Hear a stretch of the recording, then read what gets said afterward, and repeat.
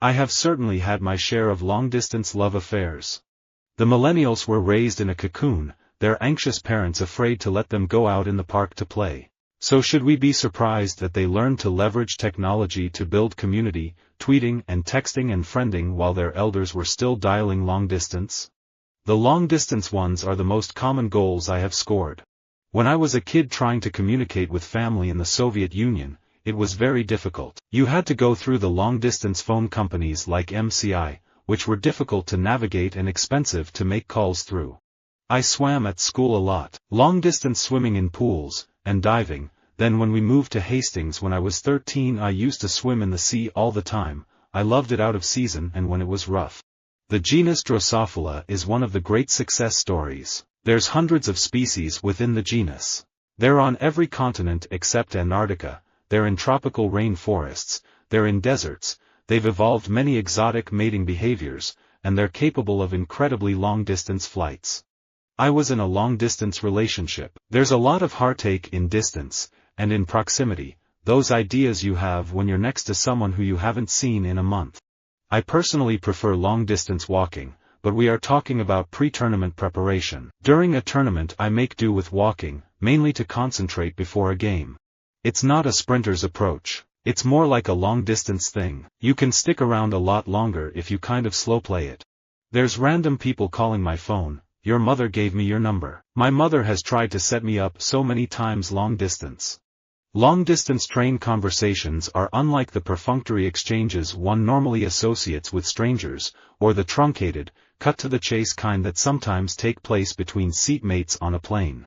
A long-distance relationship is hard, even without COVID. For theater I am like a long-distance runner. For movies I am a sprinter. Same playing field, different approach.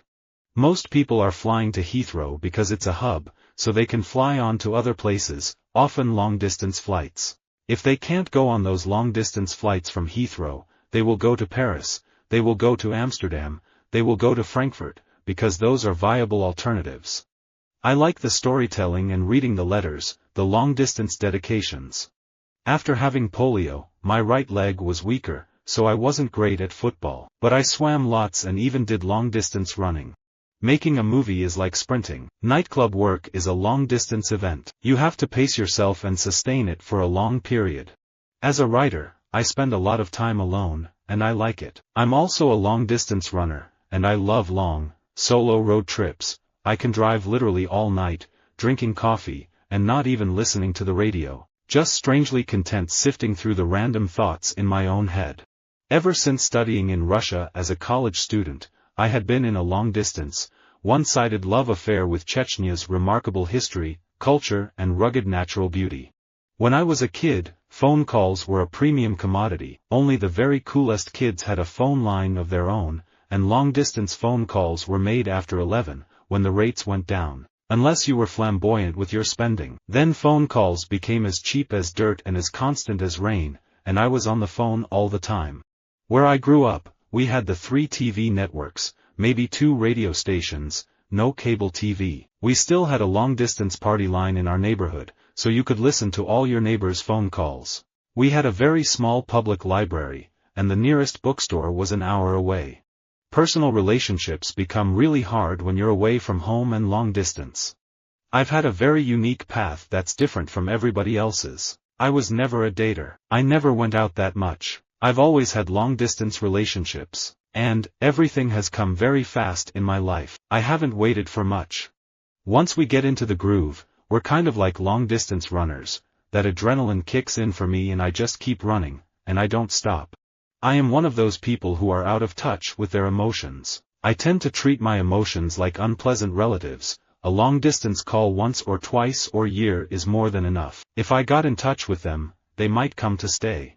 Long-distance relationships are hard no matter what. When you don't have face-to-face time, it's just different. Unfortunately, I'm more experienced than I care to admit on long-distance relationships, just because that is my life. I travel because I love to. As a result, I have to sort of make it work when a relationship kind of comes into view. In the early 1970s, phone freaks manipulated the long-distance system using blue boxes that they built from sketchy photocopied schematics that were often riddled with errors. Not many had the skill to do this. Freaking was restricted to a select few. My goal is to get another 30 years out of this business, so I need to figure out the fuel to do that. And so far, I think it's respect and quality in company, not celebrity, or box office or stardom. It's not a sprinter's approach. It's more like a long-distance thing. You can stick around a lot longer if you kind of slow play it. It's hard to be a long-distance mother. I grew up in Birmingham, but my parents are originally from Barbados. My dad, Romeo, was a long-distance lorry driver, and my mother, Maylene, worked in catering. I do a lot of biking. I need that mileage and the long-distance stuff because tennis demands it. My fitness trainer is always trying to convince me to do an Ironman. I can probably run the marathon. I can make the 112 miles on the bike, but I will never swim for 2.4 miles. I will die after 100 meters. I like the storytelling and reading the letters, the long-distance dedications. Any time in radio that you can reach somebody on an emotional level, you're really connecting. In the 80s, I was everywhere. It was hard, because you didn't see much of your children. I missed out on that. People make sacrifices, doctors, long-distance lorry drivers, and that was mine. I wasn't left money, I had to go out and earn it. When you're dealing with long-distance relationships, it's a relationship played out over technology. When you're in high school, it's because you're not supposed to act on those impulses yet. So some of my favorite relationships in drama are based in people that can't really be together. I love sprinting, but I hate long-distance running. Isn't that funny? Obviously, a long-distance relationship is hard, but, like anything worth having, you make it work. Fitness has always been one of my strengths. I can do all the long-distance runs. When I was at school and we entered the competitions, I used to do the 100m, 200m, and the 1500m as well, so it's never just been a pace thing. Every relationship I've been in becomes long-distance because of work. It's never worked out. It puts an intense strain on the relationship, and at a certain point, it becomes too difficult. The distance is the most visceral for me because I was in a long-distance relationship for 2 years, and that wears on you for sure, whether you're in the industry or not, traveling and trying to get to that other person.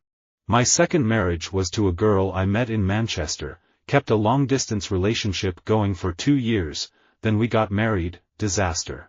When I was 19, I went door to door selling long-distance phone service to put myself through school. I was studying to become a computer graphic technician. I always got strangers saying, "You should model, you should act." A coworker finally said, "Go see this acting coach." Me, if I'm in a long-distance race, I have speed. In the sprint, I don't have so much speed. Smell is a long-distance sense, a way of stretching time and finding out in advance what lies ahead.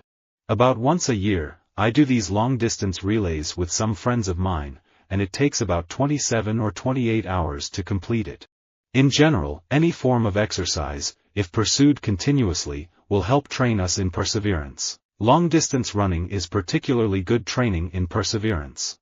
It was actually drumming that gave me the stamina to get into sports later. I started playing drums at 13, and when I got to the international touring level, I got interested in cross-country skiing, long-distance swimming, bicycling, things that require stamina, not finesse.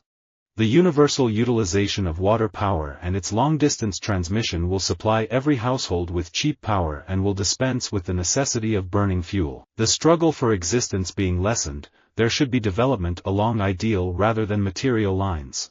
The moment I escaped to China, I didn't have any money. I only had one address in my hand of some long-distance Chinese relatives. I didn't know China was that big. I thought I can find their home very easily, and I would come back 1 week later. But then I found out the address was a 10-hour drive away. Personal and mobile computing, long-distance communications, energy storage, and air travel are just a few of the things that have been democratized by technology, creating new possibilities for billions of people. Visit our website for more quotes, quoting.com.